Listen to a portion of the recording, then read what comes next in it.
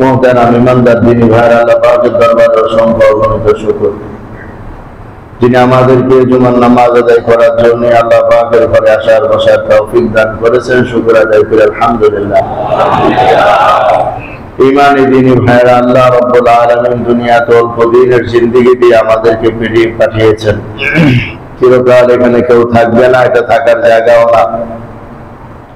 এই জায়গার আসল উদ্দেশ্য হলো পরকাল বানানো, পরকালের জন্য চেষ্টা প্রচেষ্টা করা।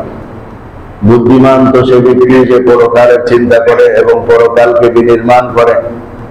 নির্বুদ্ধি এবং গাধা এবং বোকা হলো ওই ব্যক্তি যে দুনিয়াকেই সবচেয়ে বড় মনে করে, দুনিয়ার কামাই, দুনিয়ার অর্জনকেই সবচেয়ে বড় প্রাপ্তি মনে করে।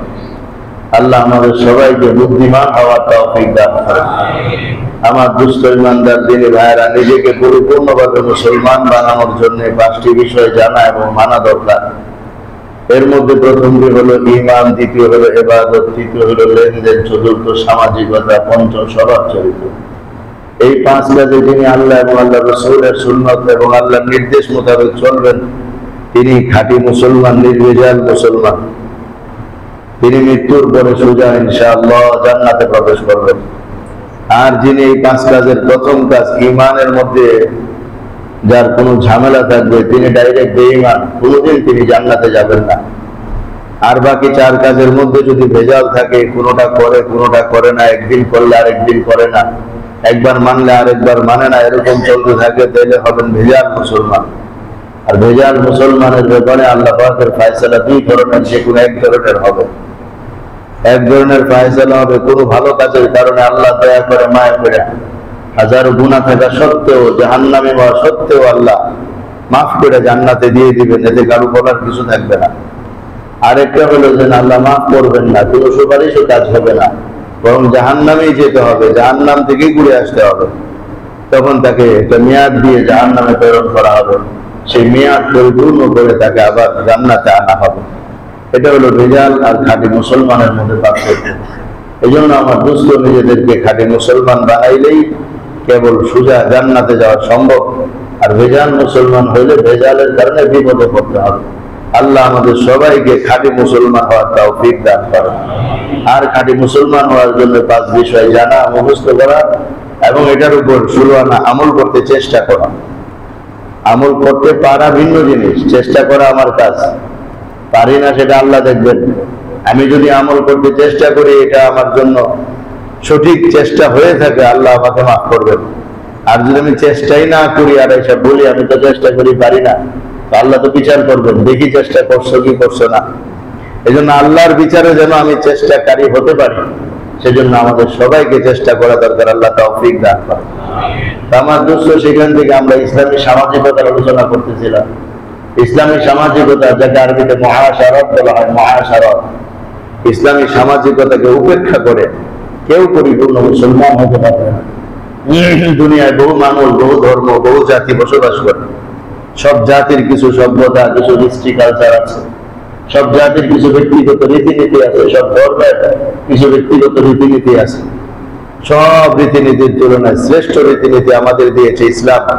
আর ইসলামে যে সভ্যতা এবং যে রীতিনীতি দিয়েছে, আল্লাহর কসম, গোটা দুনিয়ার মানুষ একসময় প্রত্যক্ষ করছে মুহাম্মদুর রাসূলুল্লাহ সাল্লাল্লাহু আলাইহি ওয়াসাল্লাম এই রীতিনীতিতে মানুষদেরকে এনে মানুষদেরকে পৃথিবীর সবচেয়ে সেরা এবং সবচেয়ে শ্রেষ্ঠ মানুষে পরিণত করে গেছেন। আজও সেই রীতিনীতি কোরআনের পাতায়, হাদিসের পাতায়, ইতিহাসের পাতায়, উলামায়ে কেরামের লেখনী আর ভাষণ বক্তৃতার মধ্যে আছে। বাস্তব সমাজে আমরা মানি না বিধায় নাই। যদি আমরা মেনে আমাদের জীবনকে কোরআন সুন্নাহর সেই ইসলামী সামাজিকতার নীতিতে সাজাতে পারি, তো ইনশাআল্লাহ আমরাও পাবো শান্তির সমাজ, সুখের জিন্দেগি, জাতীয়ভাবে আদর্শ সমাজ। আল্লাহ আমাদের তৌফিক দান করেন। তো ইসলামী সামাজিকতার প্রায় 20টি মূলনীতির কথা আমরা বলেছি। এর মধ্যে 12টি মূলনীতি আলোচনা করা হয়েছে। 12 নম্বর মূলনীতি ছিল পরস্পরে একে অপরকে হাদিয়া দেওয়া। কথা পরিষ্কার বোঝা যাইতেছে ভাই? একে অপরকে হাদিয়া দেওয়া 12 নম্বরের মূলনীতি ছিল। এই হাদিয়া সংক্রান্ত আলোচনা গত সপ্তাহে প্রায় শেষ হয়ে গেছিল। তারপর আরেকটা বিষয় রয়ে গেছে, যেটা কুরআনুল কারীমে রানী বিলকিস কর্তৃক সুলাইমান আলাইহিস সালামকে হাদিয়া দেওয়া। কুরআনুল কারীমে আল্লাহ তাআলা রানী বিলকিস কর্তৃক সুলাইমান আলাইহিস সালামের হাদিয়ার ঘটনা বর্ণনা করেছেন। বড় চমৎকার ঘটনা। এই ঘটনা আমাদেরও জানা দরকার, এর মধ্যে আমাদের জন্য শিক্ষা আছে। কোরআনের কোন আয়াত, কোন ঘটনা অতীতের জন্যই না, প্রতিটা আয়াত জন্য, প্রতিদিনের জন্য। প্রতিটা আয়াত পড়লে, অনুধাবন করলে বোঝা যায় যে আয়াত এমন আল্লাহ আজকের জন্যই বলছেন। আর বাস্তবতা এটাই, এটা আল্লাহ পাকের একটা কুদরত যে কোরআনের আয়াতগুলো পুরাণ হওয়ার না, কোনোদিন এটা পুরাণ হইতে পারে না। প্রতিদিন নতুন নতুন কাজ ঘটে, আর কুরআনুল কারীমের ওই আয়াতই প্রতিদিনের কাজগুলোকে ইঙ্গিত করে।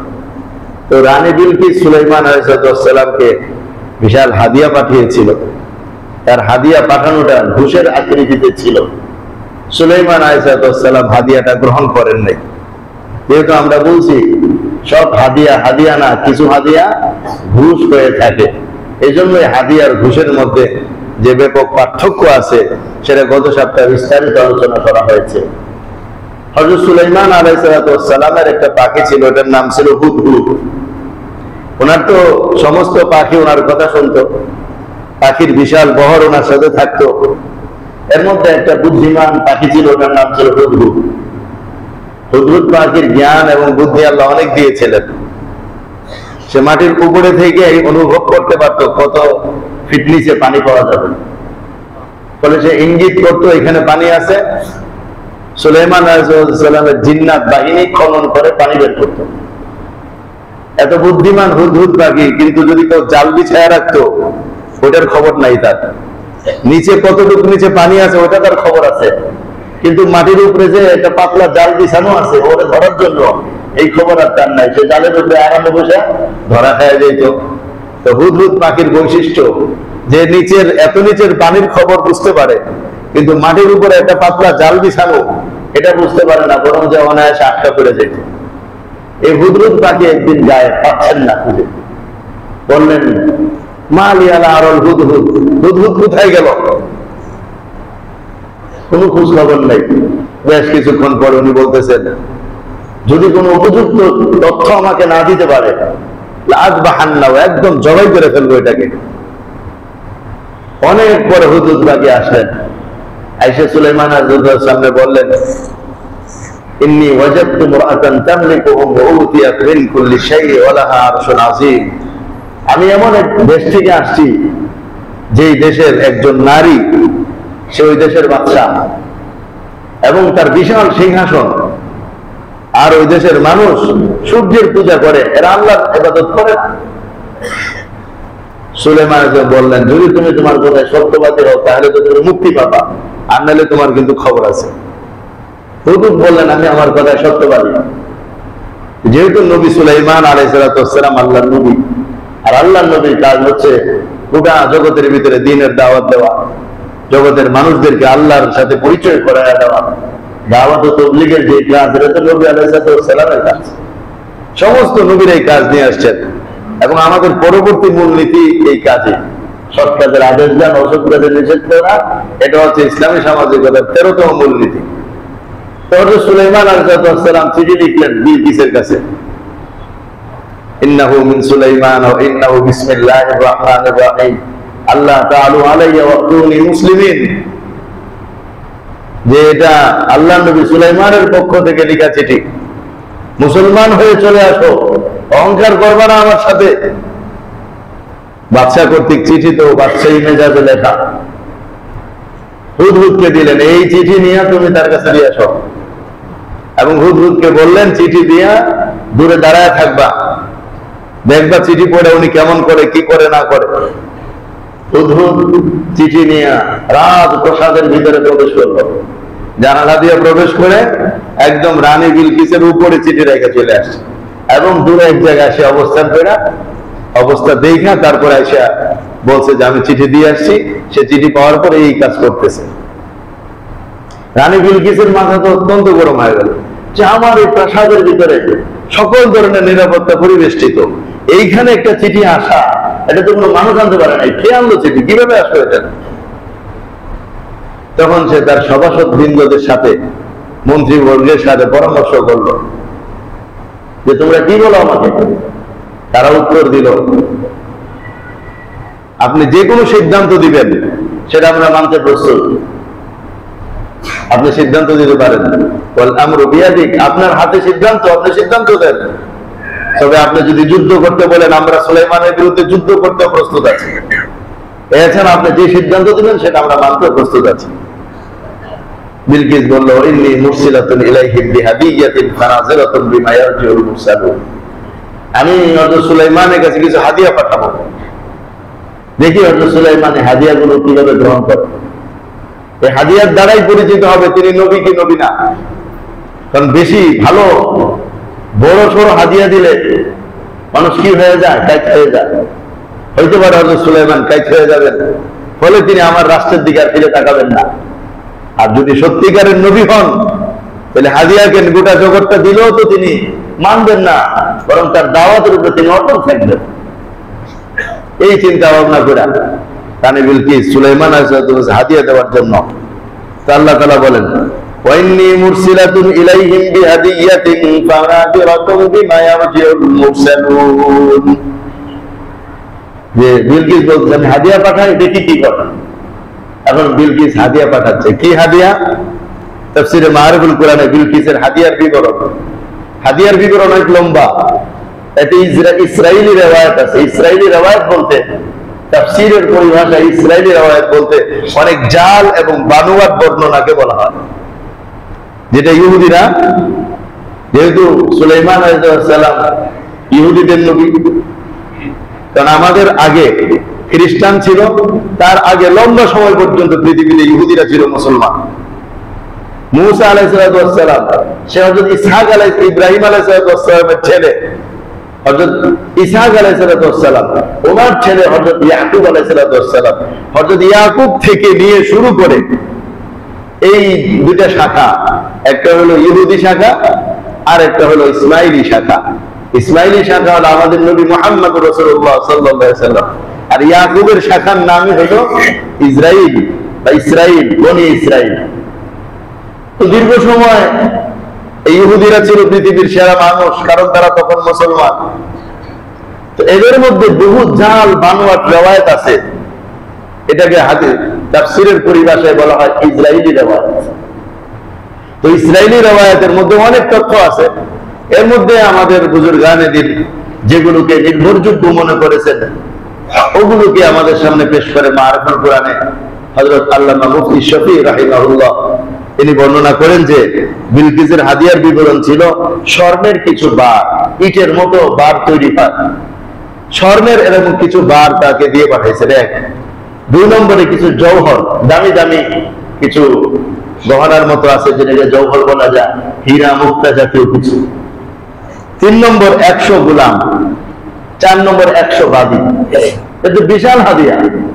স্বর্ণ যদি 10টা 12 নিয়ে আসে তো অনেক দামি জিনিস, আবার কিছু জওহর নিয়ে আসে তো অনেক বড় কিছু, আবার 100 জন গোলাম হাদিয়া স্বরূপ দিয়ে যাবে, আবার 100 জন বাদী হাদিয়া স্বরূপ দিয়ে যাবে।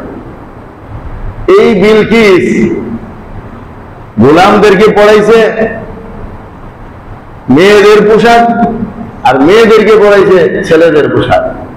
বর্তমানে যেটাকে আমরা ট্রান্সজেন্ডার বলতে পারি।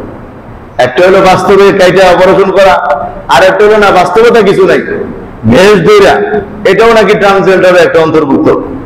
তো দেখা যায় এগুলো যার করে মুশরিকরাই করে, বেঈমানরাই করে, কারণ রানী বিলকিস তো বেঈমান ছিল। সেইভাবে একটা ছেলেদের গায়ে পড়েছে মেয়েদের পোশাক, মেয়েদের গায়ে পড়েছে ছেলেদের পোশাক, যেন হযরত সুলাইমান আলাইহিস সালাম বুঝতে না পারেন। এইভাবে দিয়ে রওনা করে দিছে। ওই দিক দিয়ে আল্লাহ রাব্বুল আলামিন সুলাইমান আলাইহিস সালামের কাছে ওহী মারফত জানায় দিলেন, সুলাইমান, রানী বিলকিস তোমার জন্য এই এই গিফট পাঠাচ্ছে, হাদিয়া পাঠাচ্ছে। স্বর্ণের 1 ট্রাক ইটও যদি নিয়ে আসে, 1 ট্রাকও যদি নিয়ে আসে, তবু আল্লাহ নবী সুলাইমানের কাছে এগুলো কিচ্ছু না।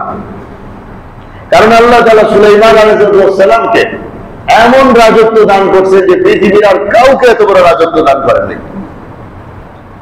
মুলকান লা ইয়ানবাগি লিআহাদিন মিন বাদি, ইনি আল্লাহর কাছে দোয়া করছেন, আল্লাহ এমন একটা রাজত্ব আমাকে দেন যে আমার পরে আপনি কাউকে এত বড় রাজত্ব দিবেন না। দিতে না করে দিয়ে যান না যে দিবেন না, বলছে এত বড় আর কাউকে আপনি দিবেন না, এমন বড় একটা রাজত্ব আমাকে দেন। ফলে আল্লাহ তাআলা যা ছিল পৃথিবীর সমস্ত মাখলুককে তার অনুভূত করে দিয়েছেন। কোন মাখলুক বাদ ছিল না যাদের ভাষা আল্লাহ নবী সুলাইমান বুঝতেন না। গরু, ছাগল, ভেড়া, বকরি, হাঁস, মুরগি, পশু পাখি সবার কথা তিনি বুঝতেন। সুলাইমান আলাইহিস সালাম হাদিয়ার বিবরণ আগেই জেনে গেছেন।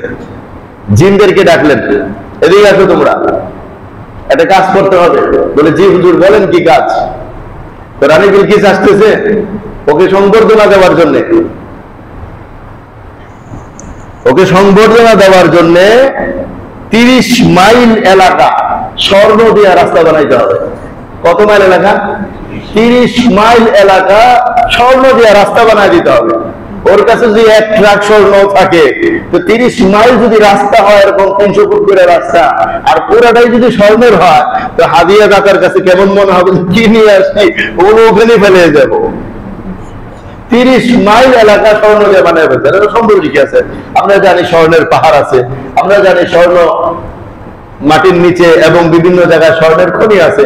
তো জিনরা তো এমন এক দুঃসাধ্য জাতি যে মুহূর্তের মধ্যে অনেক স্পিডে তারা অনেক নিচে, অনেক উপরে, অনেক উত্তালের মধ্যে তারা দৌড়াইতে পারে, এবং এদের দ্বারা আল্লাহ নবী সুলাইমান আলাইহিস সালাম অসম্ভব কাজগুলো করায় ফেলছেন।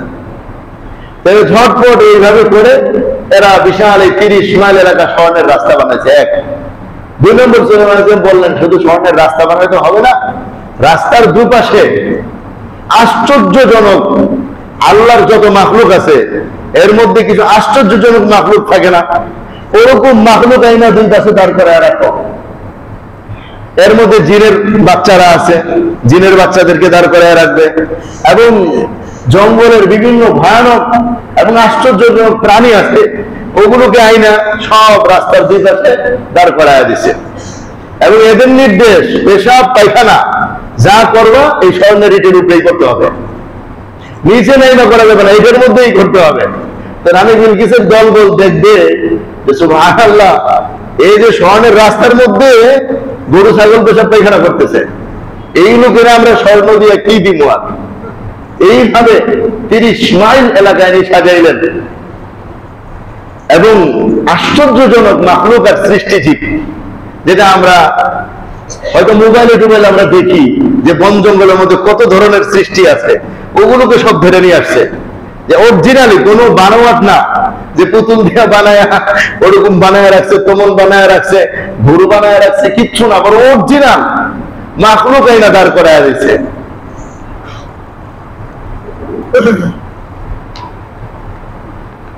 এবং সুলাইমান আলাইহিস সালাম যে সিংহাসন, এই সিংহাসনের মধ্যে 4000 স্বর্ণের চেয়ার আলেমদের বসার জন্য, আরো 4000 স্বর্ণের চেয়ার ওনার মন্ত্রী মিনিস্টার যারা আছেন তারা বসার জন্য, এরকম 8000 স্বর্ণের চেয়ার দিয়ে উনি সিংহাসন সাজাইলেন।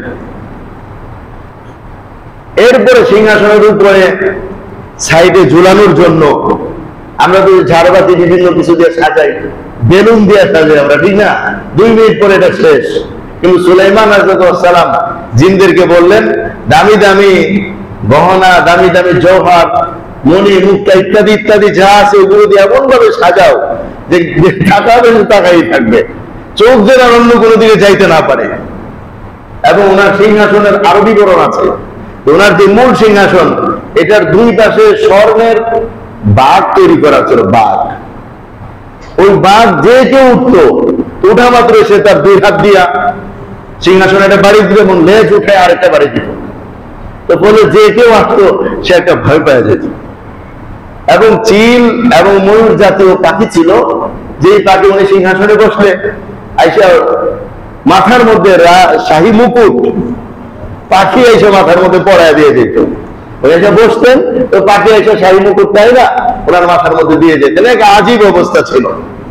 এইভাবে যখন খুব সুন্দর করে সাজানো হইল, আর ওই লোকেরা স্বর্ণের কিছু ধরেন না কয়েক ট্রাক স্বর্ণ নিয়ে আসছে, আইসা যখন উঠছে রাস্তার মধ্যে, উঠে দেখে যে পুরা রাস্তায় স্বর্ণের, এবং বিভিন্ন আশ্চর্যজনক সৃষ্টি জীব দিয়ে উনি সাজায় রাখছেন। আর এগুলো এখানেই মন মূত্র ত্যাগ করতেছে।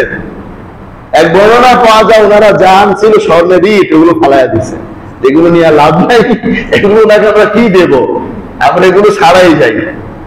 তো যাই হোক, ওনারা গিয়েছেন হাদিয়া নিয়ে দিয়ে এবার সুলাইমান আলাইহিস সালাম তাদেরকে বললেন, ফালাম্মা জা সুলাইমান ক্বালা তুমিদ্দুনানি বিমাল। আল্লাহর নবী সুলাইমান তাদেরকে ডেকে বললেন, তোমরা কি দুনিয়ার পয়সা করে দিয়ে আমাকে সাহায্য করতে আসছো? এই বিলকিসের সভাসদবৃন্দগণ, দুনিয়ার পয়সার সম্পদ দিয়ে তোমরা আমাকে সাহায্য করতে আসছো? ফামা আতানি আল্লাহ রাব্বুল আলামিন আমাকে যা দিয়েছেন, খায়রুম মিম্মা আতাকুম, তোমরা আমাকে যা দিবা তার চেয়ে লাখো কোটি গুণ বেশি উত্তম। আল্লাহর দেওয়া জিনিসটাই সবচেয়ে দামি। দেখো আল্লাহ আমাকে কি পরিমাণ দিয়েছে, আর তোমরা আমাকে কি দিতে আসছো।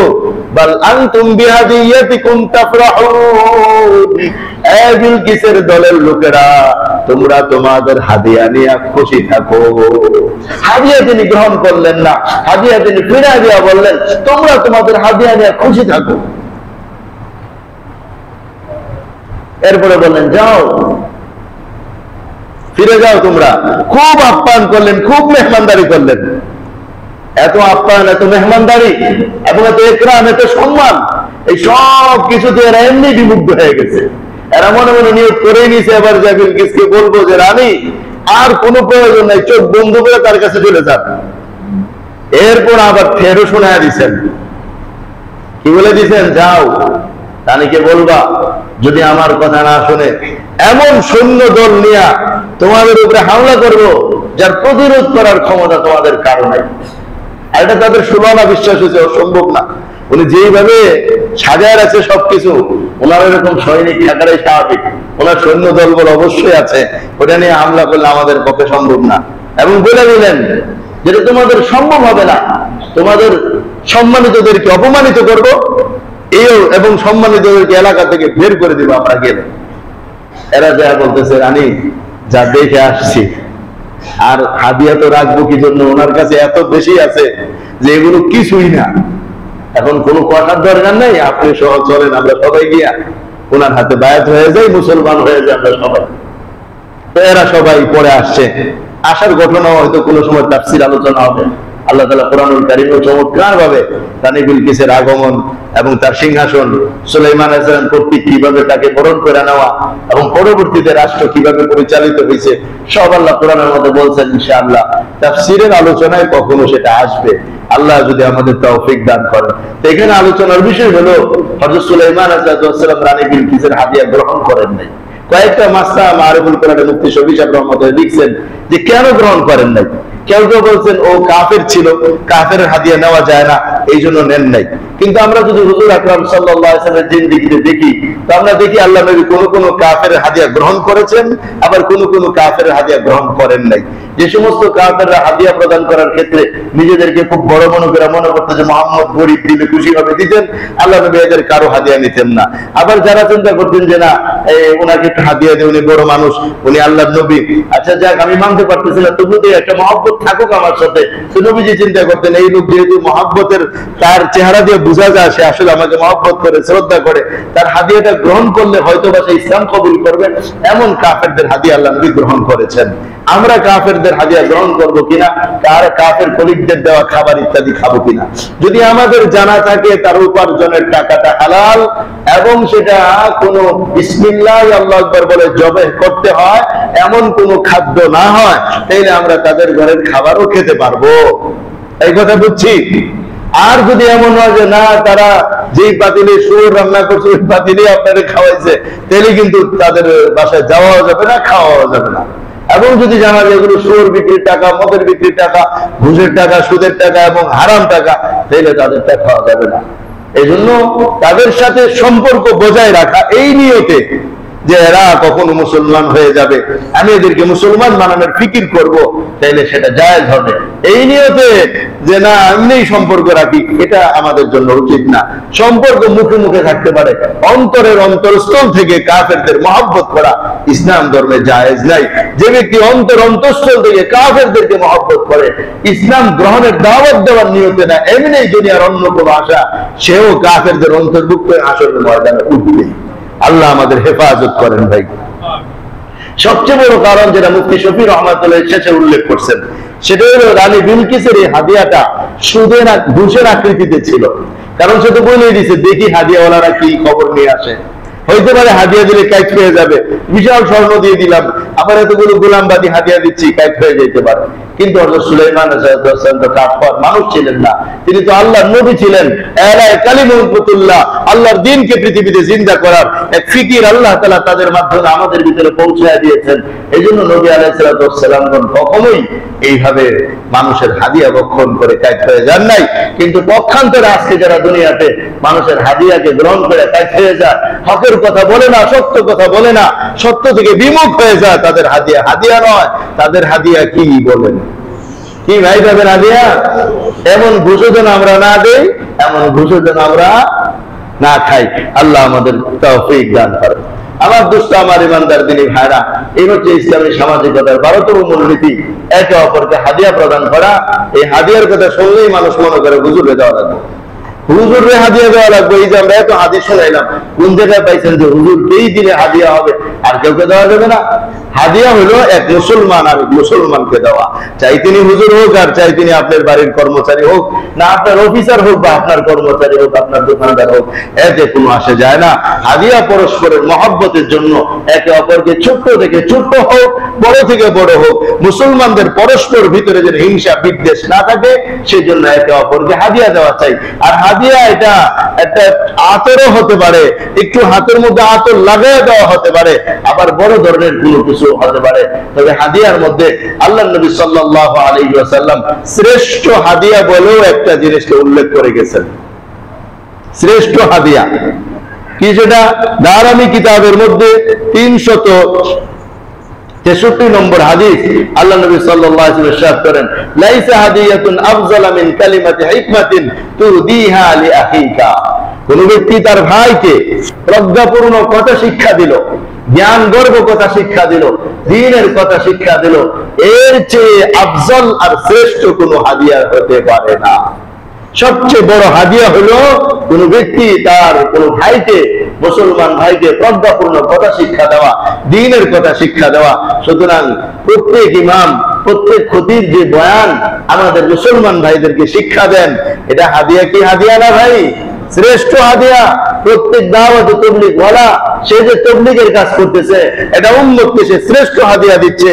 বাবা তার সন্তানকে সৎ কাজের আদেশ দিচ্ছে, অসৎ কাজের নিষেধ করছে, শ্রেষ্ঠ হাদিয়া দিচ্ছে। যে কোনো মানুষ রাস্তাঘাটে একে অপরকে ঘরে বাহিরে দ্বীনের কথা শোনায় দিচ্ছে, সেই শ্রেষ্ঠ হাদিয়া দিচ্ছে। বলে দ্বীনই কোনো কথা, এটাই হলো শ্রেষ্ঠতম হাদিয়া। আমরা তো মনে করি হাদিয়া মানে হলো এক বেলা নাস্তা খাওয়ার দাওয়াত দেওয়া, কিছু একটা দিন, এটার নাম হলো হাদিয়া। দ্বীনের কথা শোনা দেওয়া যে হাদিয়া, এটা আমরা জানি না। আমরা তো জানলাম মুহাম্মদুর রাসূলুল্লাহ সাল্লাল্লাহু আলাইহি ওয়াসাল্লাম আমাদের জানায় দিয়েছেন। সুতরাং দ্বীনি কথা বইলা কাউকে হাদিয়া দিলে কিন্তু পয়সা লাগে না ভাই? পয়সা লাগে? অন্তত পক্ষে এতটুকু হাদিয়া কবরকে দিতে পারবো তো? পারবো না ইনশাআল্লাহ ভাই।